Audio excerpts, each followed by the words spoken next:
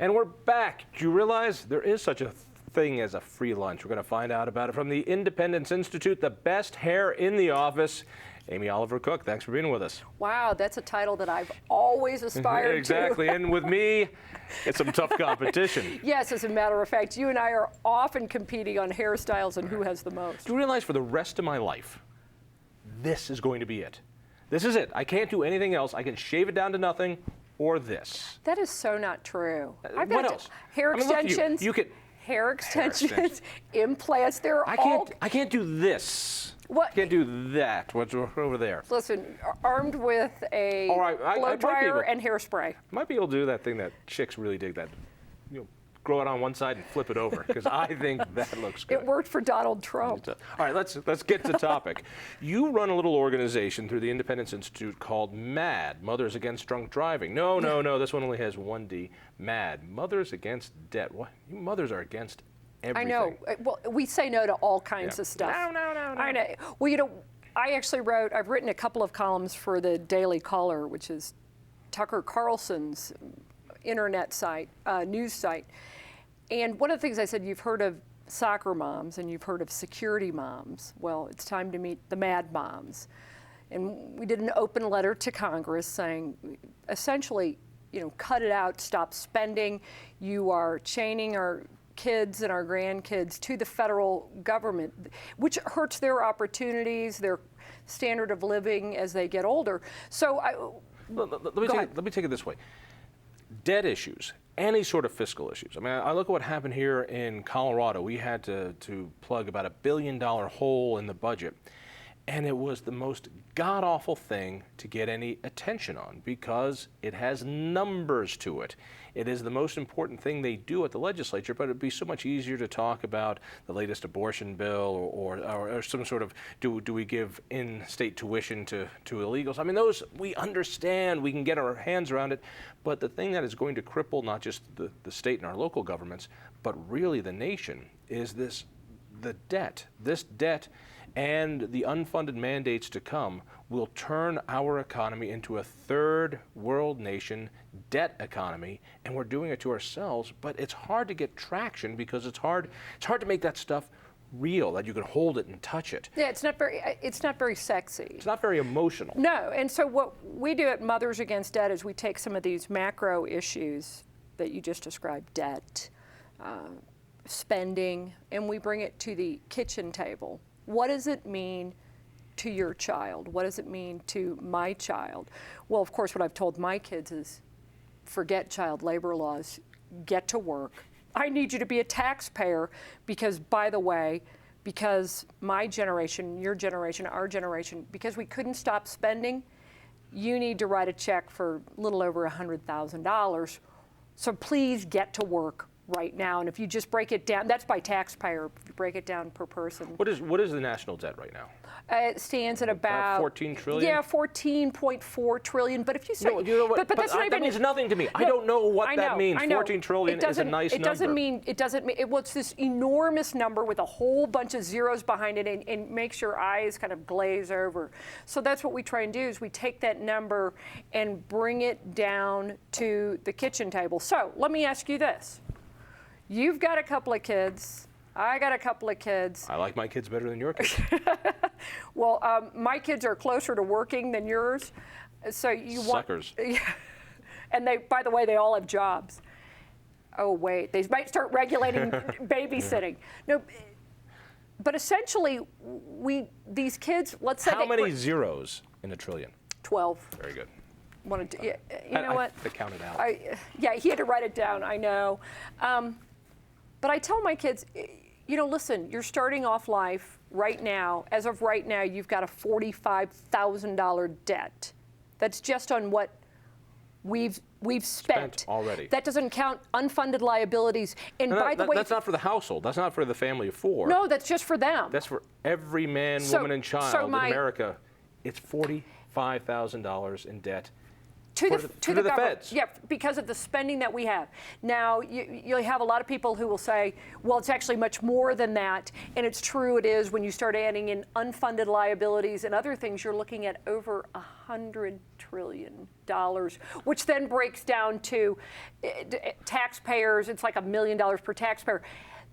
The point being, they can't pay it. And we've already started them. Because, I mean, when you say $45,000 per man, woman, and child today, right now, that's just on the federal level. That's just on the federal level. But when you take that up to the federal level, if you want to put in the unfunded mandates that will be hitting, that is Social Security, Medicare, and the granddaddy of them all, Obamacare, that jumps up about 9 times. Yeah, I mean, it's this enormous number, but you have to bring it down to the kitchen table. So the average family, you look at it and you might be, you're thinking, oh my gosh, I've got $10,000 in credit card debt and I've got a $200,000 mortgage. Well, you know what, add on top of that, here's what you have done to your kids and your grandkids. You've saddled them before they've even gotten started with $45,000. What does $45,000 buy you?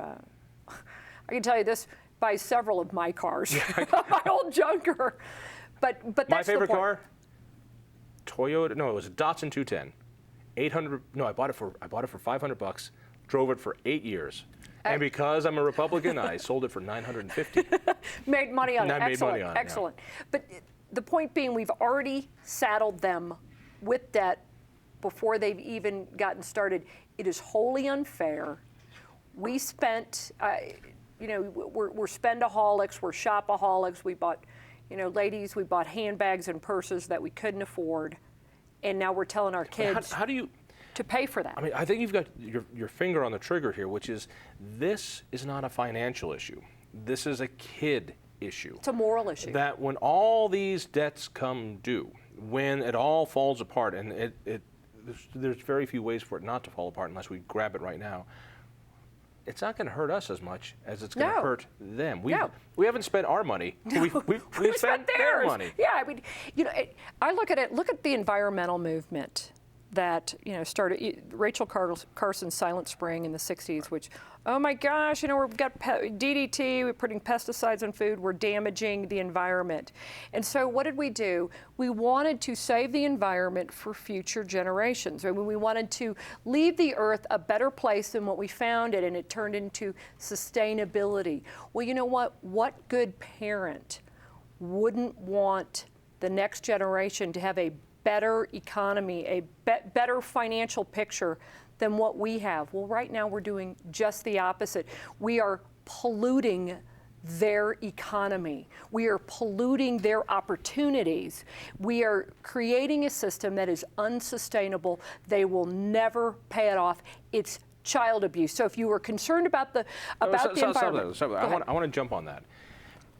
Is it inflammatory? Is it hyperbole to call this child abuse? I'm looking at this, and for me, it looks like child endangerment. What you're doing here is you're putting up kids in a situation they have no choice but to live through. You are putting them up to something that is going to mess them up. There is no way they can get out of this. How is it is it child abuse? Is it child endangerment? Are we being overly broad, or are we being are we just being vitriolic when we use terms like that?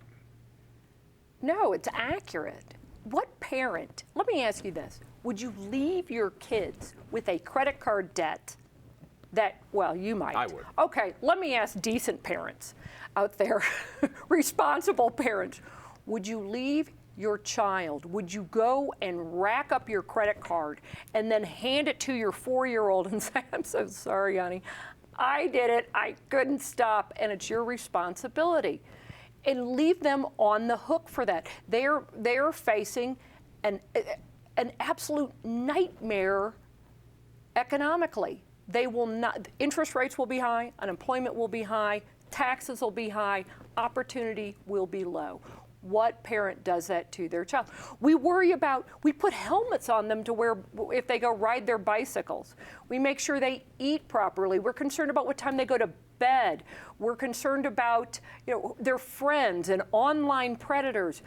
But we never stopped to think that all of this spending that was supposedly for the children really was for us. And what we've left for the children is this massive debt that they cannot pay. To say it's unfair is kind. It is abusing them fiscally. What Mothers Against Debt and we at the Independence Institute are trying to get out is trying to find a way to make this issue tangible, something people can taste and hold and say, oh my God, there it is. This is real. All right. We've been talking about this for years. You've been working on Mothers Against Debt through the Independence Institute. It's been great. How do you get this to be an emotional issue? How do you get this to get that kind of traction? So we're not just looking at 12 zeros behind some number, but we're actually looking at our kids going, oh my God, we're endangering them. Well, you know, good question. Not quite an easy answer, but because you're talking about a paradigm shift. You're talking about going from government is your friend to big government is not a family value. It's not an easy shift to make, but I think when you start bringing it to the kitchen table and we tell moms, you're so worried, you get so involved in your kid's life. You go, you're a member of the PTA and you're the soccer mom and you're the room mom and you bake cookies and you're dressing them warmly. You're missing the big picture of what it's that economic environment that we're leaving them. So we have to bring that to those soccer moms. How do we as conservatives do it? Those of us who are free marketeers, we cannot be afraid to go into places that traditionally have not always been welcoming of our message. Yeah, I blog on a left of center blog site called Blog Her, and I am more than blog. They've ripped me a few times. A bunch of uppity liberal chicks on that log site. Yeah, and you know what? I think I'm the token. I'm the token, and they've invited me to blog on there, and Mothers Against Debt shows up routinely there. But you want to know the most interesting responses? It tends to come from liberal elitist men who do not like this message at all. And in fact... How so? Give me an example. We've only got a minute left. Give me the quick story. Well, I did just a kind of a snarky post about the National Science Foundation and some of their research that they were doing on is Farmville a way to make friends on Facebook, or do boys like to play with trucks more than girls, or I mean that kind of thing. And I said, oh great, more reasons to raise the national debt. Well, liberal elitist male writes in that I'm anti-intellectual, unsophisticated, glib, so I can't possibly understand how important his work is. Exactly. That's why you need to fund it so very much. People want to get involved with Mothers Against Debt. They want to see what you're up to. What do they do? Go to mothersagainstdebt.com, or they can go to the Independence Institute. It all shows up right there, too. Mothersagainst.com. Mothersagainstdebt.com. Mad Moms. Mad Moms. I think it's going to be fun. Amy, thank you very much. Thanks for having me. It's just the start. Thank you. By all means, tell a friend about the Independence Institute. Go to independenceinstitute.org, I think it is. Yeah, org. Listen for me late nights on 850 KOA, and we'll see you next week.